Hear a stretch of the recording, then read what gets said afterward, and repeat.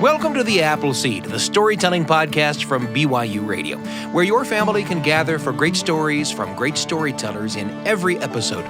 Stories bring us together, and we hope the stories on the show will spark memories and thoughts that you can share with the people you love.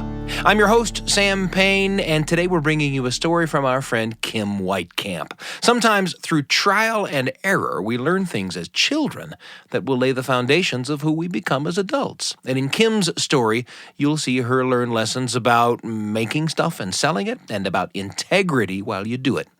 Kim was always scolded when she was young for talking too much, and you'll see a little of that too, but we happen to think her passion and gift of gab has led to some pretty good storytelling. Here's Kim Weitkamp with a story called Potholders.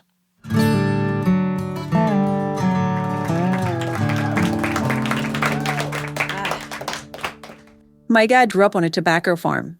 And when his father passed away, he sold that farm and he bought a little chocolate box-sized house that my mom had always dreamt of. And he bought an Arco station. The thing is that my dad was always hardworking, honest, and giving. And that's not a bad thing, but it can sometimes ripple out in a way that may not be the most profitable. When he bought that Arco station, people knew that my dad was a mechanical genius. And they would pop in with their cars. Buck would say, I just got this truck from my son. I think there's a problem with the carburetor. And my dad would say, Buck, let me just look at it. And then as he wiped his hands, he'd say, you don't owe me anything. Or if a woman pulled in to get some gas, and we're going back to the days where the bell would ring and my brothers would come out and wash the window and pump the gas. It was a lovely thing. My dad would walk out and go, I heard some pinging in that engine. And he'd look in and see all these kids in the back of the station wagon. And so he'd tinker around a little bit and say, here's your problem and I can cut you a deal, or, hey, I fixed it already for you. It's done. It was just a small thing. You needed some more oil or whatever it was. And he'd look at those kids again and say, you can pay me when you can. The thing is, those kind of cans don't feed a family of six. And so money was tight. I called my mom one day when I was coming home from Tennessee. I said, Mom, were we kind of poor? And she goes, no, because we had enough. I lived my whole life until my mid-30s without realizing that we did not have a lot because we had enough. And so what that meant was that we didn't get stuff. My mom never got us anything at the store. She made a list throughout the week when she went to the store, and she never strayed from that list. She had a very tight budget. One time I took the little pencil and I wrote Ovaltine in between two different items, thinking maybe just because all of us kids are with her, she's in a hurry, she'll just accidentally grab it. When you are so desperate for sweets that you want like a cardboard tasting chocolate drink, that is a sign of where you're at as a child in your home, right? I'd be like, Mom, I pull on her dress. Mom, please, can I please just have a quarter to buy a small pack of blackjack gum? And she'd go, no, you're not going to get any money for candy. And I'd be like, Mom. Patience is what parents have when people are looking. She'd take a hold and she'd say, girl, I would kill you if I had the money to bury you. And don't think bad of her, because I pushed that woman like a pinball machine all the time. So we never got anything except at Christmas and at birthday. That was it. Well, a birthday was coming up for me, and I knew what I wanted. I wanted a potholder maker, and I got it. It was a red metal square, and it came with a long silver hook and then a bag of the ugliest colored loops you ever saw in your life. They were like green, white, black, yellow, red. No one had a kitchen those colors, and if they did, intervention was necessary. But I loved it. And every Saturday morning, the rule was the first kid out of bed got to pick the cartoons for the day. So I was always the first one up. I mean, even now, though I move a little slower, my brain is always on fire. I'd be the first kid up, and I would open the closet door really quiet because I shared a bedroom, and I would get my potholder maker in the loops, and I would go downstairs and turn on the TV and turn it to the channel that had Johnny Quest and Tom and Jerry and the Bugs Bunny. Oh, man, back when it was violent but just cuter than it is now. And I would sit cross-legged on the couch, and I would put the loops to my right and the loom on my lap, and I could take and pull. I got to the point where I could just pull those loops right across that loom without even looking at it. And then I would drop my hook in, and I could weave, and I'd hook up a loop, and I'd pull. And I truly could do it all without looking. I had made so many potholders. And then when I was done, I would take and you would braid the edge. And as you rounded second, third base on that loom, you had to move really quick because they'd start to pop up and you were going to lose it, right? And when you were done, you pulled that last loop and you had a potholder. It was fascinating. I mean, how have times changed that we as children thought making potholders was the best thing ever? And I remember one Saturday morning, I woke up and I went to the closet and I was the first one up. I listened, nobody's moving. I don't hear the TV downstairs. So I opened the closet door and I saw on the floor all kinds of potholders that had been building up. I had given my mom so many, she couldn't shut her drawer. I'd given my grandma so many, and she had bought all these little magnetic hooks and put them on her fridge. So her whole fridge was covered in potholders. It looked like a quilted refrigerator. She thought it was beautiful. So did I. And I stood there for a minute, and I'm like, why do you keep making these potholders when you have so many? And then I remembered I heard something my mom tell my dad at breakfast. She said, Spike, with that new gas station, you need to have a marketing plan of how you're going to get customers. And then I thought, you know what? I can do this. You know, my dad had become an entrepreneur. I'd learned that word, and I thought, I'm going to sell these potholders. So I got my clothing, got those potholders, went to the bathroom, and quietly dressed. And then I went downstairs into the garage and shoved all of those potholders into my basket. And I set out into the neighborhood. And I thought this should be relatively easy because I was surrounded by relatives. They're going to buy from me. And so I went to the first house, and it was my Aunt Joanne. I knocked on the door. She came to the door, still a little sleepy in her PJs. And she said, Kimmy, what are you doing? And I said, I'm selling potholders. I had two in my hand. And she goes, what? I said, I'm selling potholders. I said, I'm selling them for money.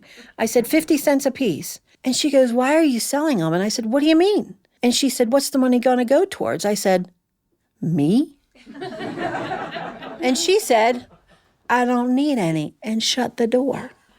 I went back to my bike and put them in, and I'm like, well, okay, well, that didn't go like I expected. So I went to the next house. It was Terry and Chuck, my aunt and uncle. I knocked on the door, and they opened the door, and they were standing there together, and they're like, what are you doing? I said, I'm selling potholders. And they said, what? I said, I'm selling potholders. They said, did you make them for Pioneer Girls? We were too poor for Girl Scouts. They said, did you make them for Pioneer Girls? And I said, no. I said, I made them myself. I got a potholder maker for my birthday. And I said, I have a whole bunch. I'm selling them for 50 cents a piece. And they said, well, what are you going to do with the money? They said, what are you saving for? I said, nothing. I said, I just want money. I never have money. My mom takes all the checks out of the birthday card. She says she's put in a savings account. I don't think she is. And they said, Kimmy, we don't really need any potholders. And they shut the door. Well, that went on for 2 more houses. And I got on my bike, still my basket packed with potholders. And I thought, what am I going to do? And as I rode around where we lived, very rural, all these houses were a little spread out, I thought to myself, you know, the problem is you don't have a marketing plan. You don't have a strategy. And I remembered the conversation I heard at the breakfast table with my mom and my dad. And I thought, I just need to come up with a plan. So I rode around for a while, and I created the perfect marketing plan. First, I told myself, get out of the neighborhood where they know you. So I went up Farm Drive Hill, turned right onto Locust Grove Road, took that corner, took that hill down that dipped deep. Oh, I love it when the bike vibrates and your hair is flowing. I made a left into that little tiny community. And I went to the first house that seemed welcoming. They had over 100 salt and pepper shakers collected in their front windows. They had pink flamingos, plastic squirrels riveted into rocks, and cement saints in the back. And I thought to myself, this is a very well-rounded human being. I pulled out 2 potholders, and I went up to the door, and I knocked. And a lovely lady answered the door, and she was wiping her hands on a little tea towel, and she said, well, hello there. She said, what can I do for you? And I said, well, my name's Kimmy, and I said, I'm from down the road, and I said, I made potholders, and I'm selling them for 50 cents a piece. And she said, oh, let me see. And she examined my work, and she said, these are lovely. She said, what are you going to do with the money? I was ready. I said, well, my mother's very sick. And I said, I just want money to buy her flowers. She said, you wait right here.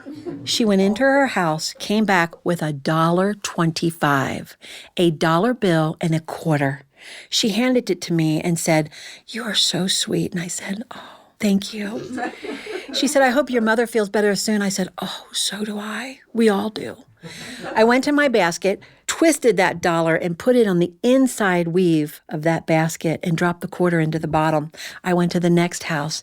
I knocked. I had 4 potholders because I saw how well my marketing had worked. The lady came to the door and she said, what can I do for you? And I said, I made these potholders myself and I'm selling them. I said, 50 cents a piece. She said, why are you selling them? I said, my mother. She said, oh, she said, that's precious. She's like, Hank, come out here. Hank came out. He dug in his pocket. He gave me every bit of change that he had in his pocket. They took those 4 potholders. I dropped the change into my basket. By the 5th house, I had sold every potholder.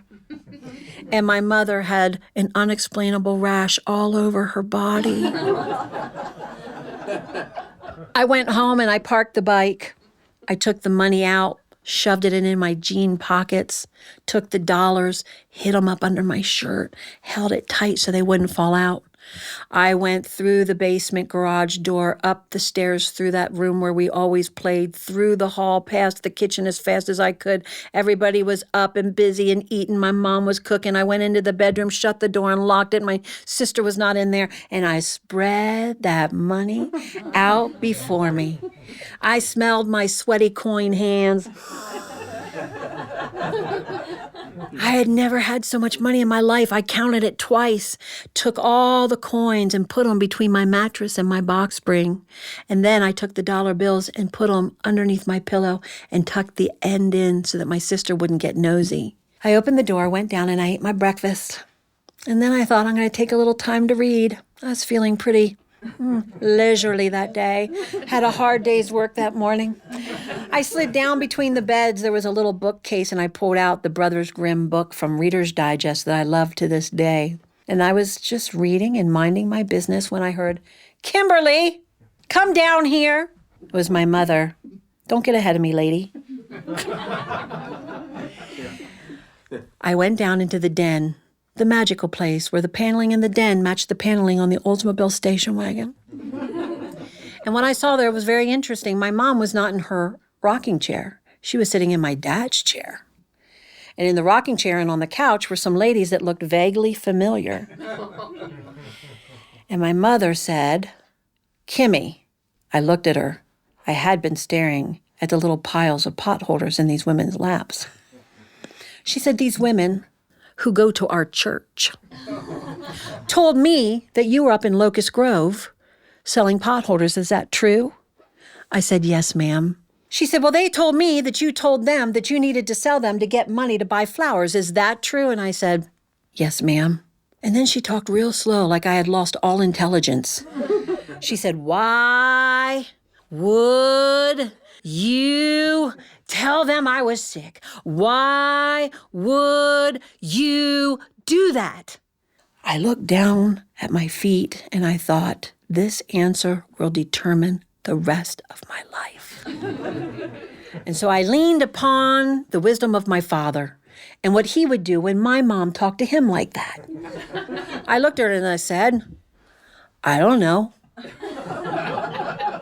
And she said, girl, I know you hid that money somewhere. You go to your bedroom and you get it and you bring it back here now. I was walking down the hallway and I thought, man, I got to give all that money back. And then I thought, oh, she's going to have enough money to bury me.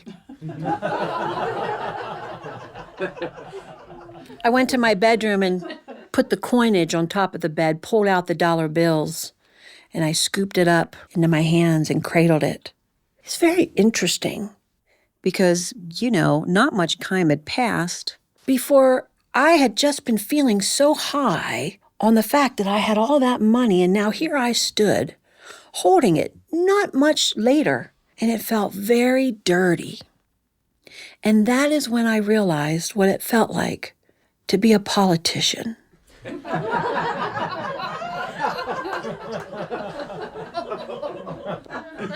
I took the money down, and my mom made me give the ladies each their money back. She made me apologize. We told them they could keep the potholders. They handed them back to me with lips pressed firm, shaking their head. No, false advertising. So there I stood with a handful of potholders.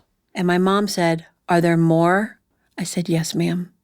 She said, "Put those in your bedroom and meet me down in the car." I went down to the car with the remaining money, and we drove into Locust Grove. She made me point out the houses where I felt the rest of the people lived because, man, I didn't even know those ladies went to our church. It's like, I hope I get it right. And I did. And when we were all done and all the money was gone and I had another lap full of potholders because nobody wanted them, I thought, just take your punishment. My mom was consistent and fair. And so you just took your punishment. And so I sat there staring at that Oldsmobile logo on the glove box, trying not to make any kind of face that could be misinterpreted as disrespect. And I waited. My mom was not one of those moms who said, "Wait till your father comes home." My friend Kim Snyder, who lived on the other side of the house, that's what her mom always did. And it was awesome because by the time her dad got home, he was tired. She had fizzled down. She never got in trouble. My mom executed immediately. She was judge, jury, and executioner, and she whistled while she did it. She had no problem taking control of the disciplinary behavior in the house. And so I thought, here it comes. And the whole way home, I kept waiting. Nothing. We pulled into the driveway, and she turned the car off and dropped the keys in her lap, and I was like, here it comes. Nothing. Finally, I looked over at her, and she looked at me, and she said, "Kimmy, this goes against everything your father believes in. Honest, hardworking, giving. Usually I handle these things, but I think this time your daddy needs to handle it." My dad's name is Spike. And I am not that is truth. And I was like, no way, not Dad. My dad was a big guy with large hands, grease under the fingernails, nicks and cuts from working in engines. He was a tough guy. And I thought, I do not want to deal with him. And as I went into the house, I was walking behind my mom. And when we went through the kitchen, there were casseroles on the counter from women in the neighborhood who'd heard my mom was dying. Hope welled up in me, and I thought, free food. She's not going to have to cook for 4 days. And I said, "Mom, see? Look, you're not going to have to cook." And she said, "Go to your room." So I went to my room, shut the door, and I sat on the bed. And I had to wait for my father to come home. Now, when I sat there, I did some serious thinking. You may think that I was nervous because of a physical punishment or a groundation. That is not even the issue. I was nervous and upset because I loved my dad. There's two kinds of parenting. Put the fear in them, and when you're gone, they're going to do what they want. Or make them love you so much and respect you that you don't want to break their heart. And that's what I knew I was going to do. I knew that I was going to break my dad's heart, and I was just dreading it. Ticking off my mom, I did that every day. That was no big deal. But not my dad. I heard the car pull in.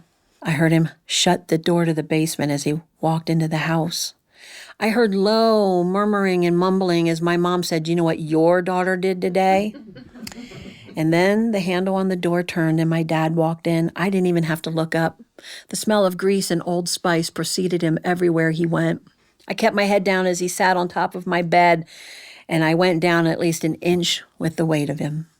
His hands rested on his knees. He was wearing that deep, dark teal blue mechanic's pants and shirt tucked in, buttoned up with the white and red oval that said Spike. And I waited. Nothing. Finally, I couldn't take it anymore, and I looked up at him, and he was looking at me. And in his eyes, for the first and last time in my life, I saw the twinkle of disappointment and amusement in the same place. And he said, "Kimmy, your mother told me what you did today." I said, "Yeah." And he said, "Honey, if you can't sell it honestly, then it's not worth selling." And he leaned forward, kissed me on the forehead, and left. I thought, well, he's going to come back, I'm sure. He did not. I was not called to dinner, so I didn't eat.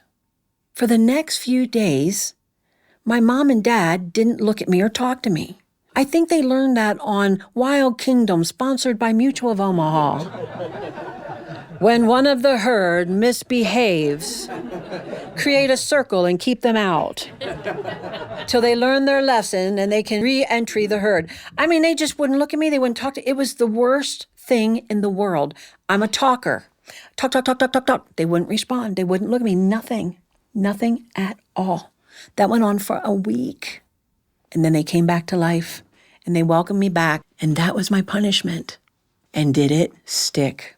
There is not one thing that I will put my hand to or my name on that I am not 100% sure about. A lesson pushed deep into me by the silent wisdom of my family. No, I'm still selling those Potholders.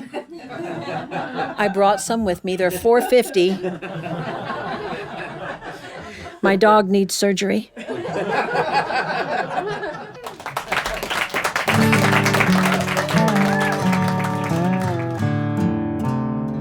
Kim Weitkamp with her story, Potholders.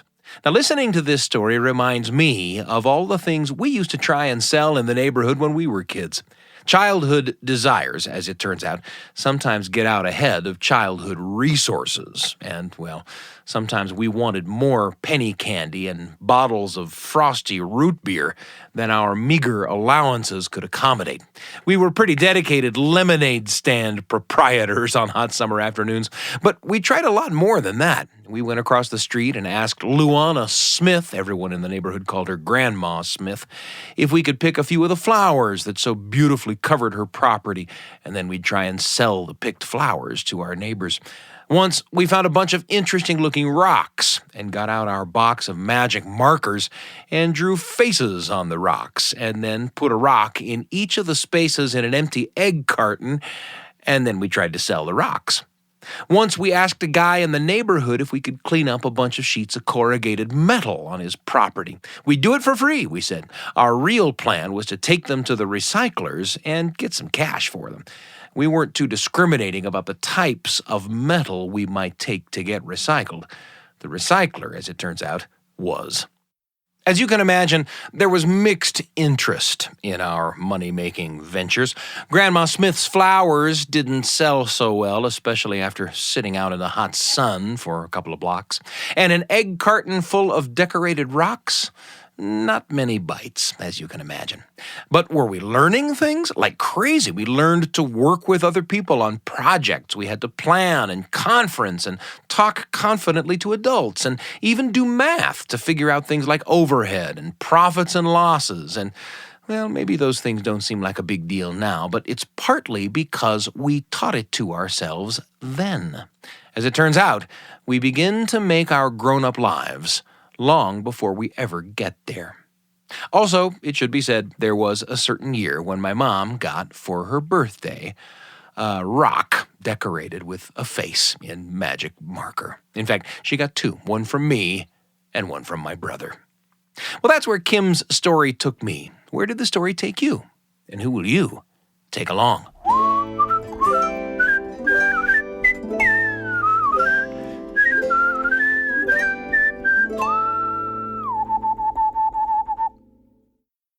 I want to introduce you to another show from the BYUradio family of podcasts. It's called The Lisa Show, and it's hosted by comedian, believer, actress, single mother Lisa Valentine Clark. The Lisa Show delves into the multitude of challenges and relationships that shape our lives, whether it's parenting, mental health questions, social issues. She and her council of moms will tackle it. She'll help you figure out this thing called life with a lot of laughs along the way. Lisa is a great person to hang around with. The Lisa Show, listen wherever you get your podcasts. You can find it on Apple Podcasts, Spotify, YouTube, all kinds of places to listen to The Lisa Show whenever you like. The Lisa Show from BYU Radio.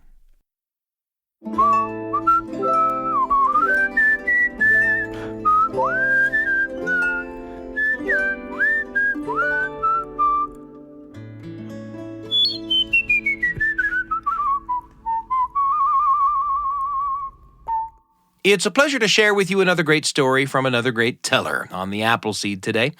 Tim Lowry creates all kinds of zany characters in his stories, like in this story, The Wide-Mouthed Frog.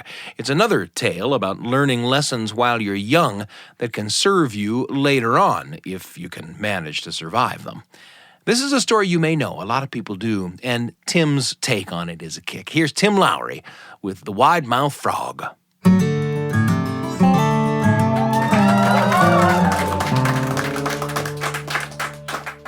Once upon a time, there was a wide-mouthed frog. And the wide-mouthed frog sat up on a lily pad, ate flies all day. He'd never been to school, not even kindergarten. He didn't know very much. One day, he decided to hop off of his lily pad and hop into the water and swim over to the bank. And he'd climb up on the big dirt road and hop around the world and see what he could see. So away he went, hopped and plopped and hopped and plopped and hopped and plopped till he stopped. Right there on the side of the road, behind a barbed wire fence, was the strangest thing he'd ever seen. It had 4 big legs, black and white blotches all over it, 2 big horns poking out the front, big long tail hanging off the back, and when he spoke to it, it said, "Moo." "Good morning, Mrs. Cow," said the wide-mouthed frog. The cow said good morning. He'd never talked to a real-life cow before, so he decided to ask her a question. "What do you feed your babies?" Cow thought for a minute, and then she said, "Well, I feed my babies milk." "Oh, that's nice," said the wide-mouthed frog. "Thank you very much." And he hopped away. Hopped and plopped and hopped and plopped and hopped and plopped till he stopped. Right there on the other side of the road behind a split rail fence was another strange-looking thing. It had 4 legs, but it wasn't a cow. Short brown hair all over it, long hair hanging down its neck, and a ponytail drooping off the back. "Good morning, Mrs. Horse. I am the wide-mouthed frog." The horse said good morning. He'd never talked to a real-life horse either, had to ask her the same question. "What do you feed your babies?" Horse thought for a second, and she said, "Well, I feed my babies hay." "Oh, that's nice," said the wide-mouthed frog. "Thank you very much." And he hopped away. Hopped and plopped and hopped and plopped and hopped and plopped till he stopped.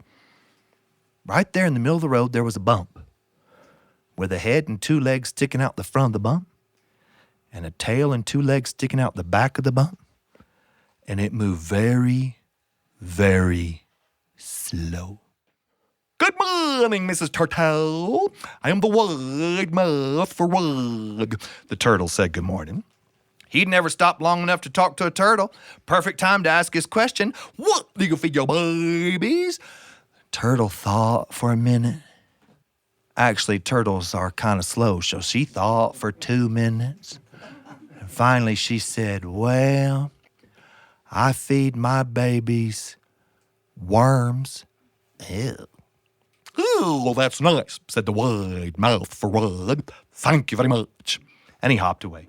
Hopped and plopped and hopped and plopped and hopped and plopped till he stopped. He stopped at the river.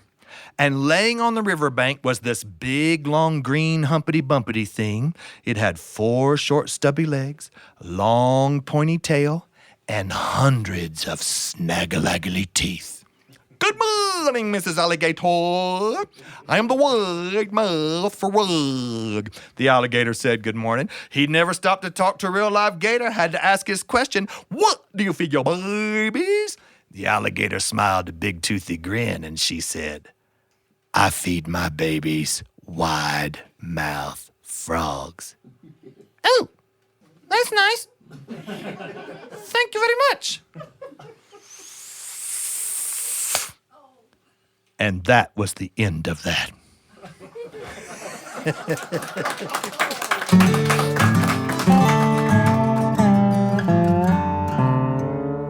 That was Tim Lowry with The Wide-Mouthed Frog. Has your curiosity ever landed you in hot water? Did you ever make a childhood mistake that taught you an important lesson? Did you ever try to sell stuff to your neighbors? I bet there are stories there.